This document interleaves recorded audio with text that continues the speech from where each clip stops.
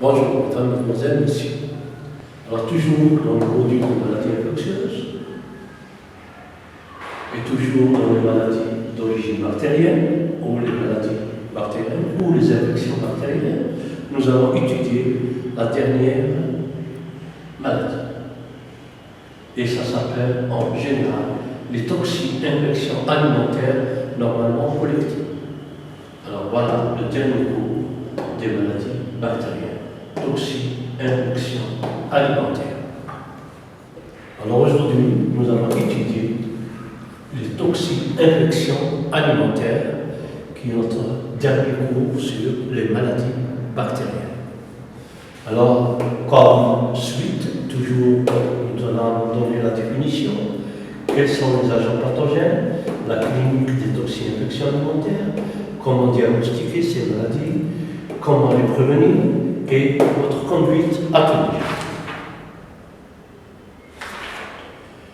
Alors,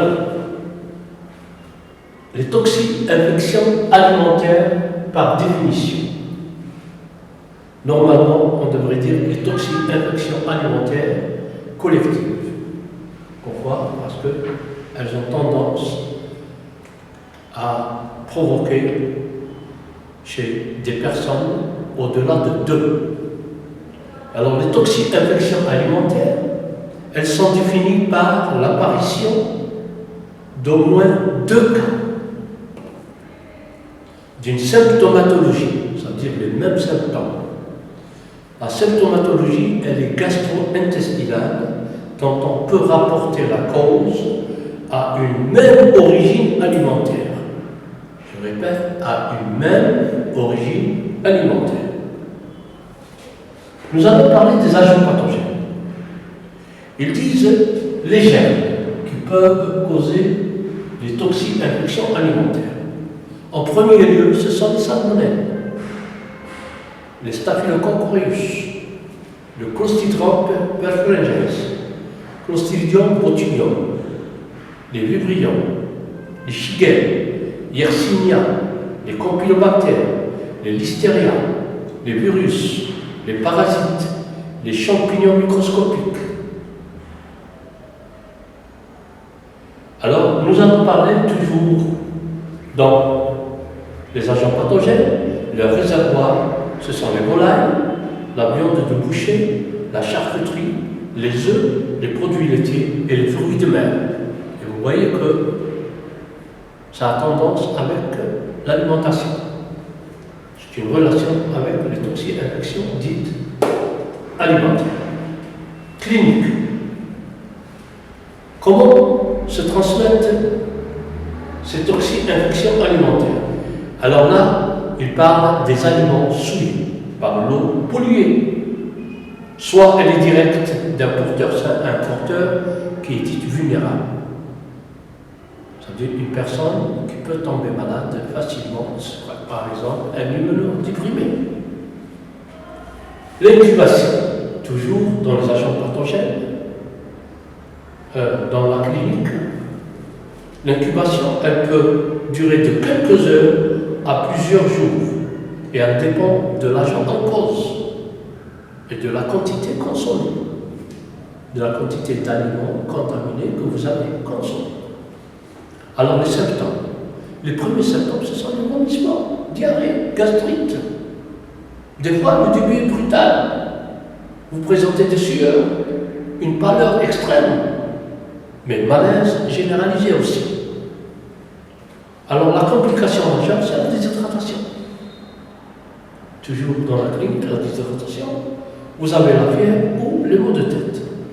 Comment on diagnostique les toxines-infections alimentaires? Alors ça ne suffit pas, la clinique. Le plus important, c'est le diagnostic du laboratoire. Soit vous avez consommé un germe, qu'on appelle bactérie, soit vous avez consommé un virus, soit vous avez consommé un parasite. Et seul le laboratoire peut déterminer l'origine de cette toxine-infection alimentaire. Alors j'ai oublié que les toxines-infections alimentaires, elles peuvent aussi être d'origine chimique. D'accord? Alors ils disent chez les malades, examinent des aliments consommés. Nous devons impérativement avoir des témoins. Quand il y a une toxicomanie alimentaire, au niveau peut-être d'un restaurant, nous devons avoir un témoin à partir des plats. La prévention. Il faut toujours nettoyer et désinfecter après avoir préparé des aliments. Respecter la chaîne de froid. Avoir une hygiène personnelle. Séparer les aliments crus et prêts à consommer. Laver les fruits et les légumes. N'en parlons pas des ustensiles et ainsi de suite, d'accord? Votre conduite à tenir, la première conduite à tenir, c'est d'alerter le médecin. Elles disent conserver tout aliment ou les restes des repas ayant été servis.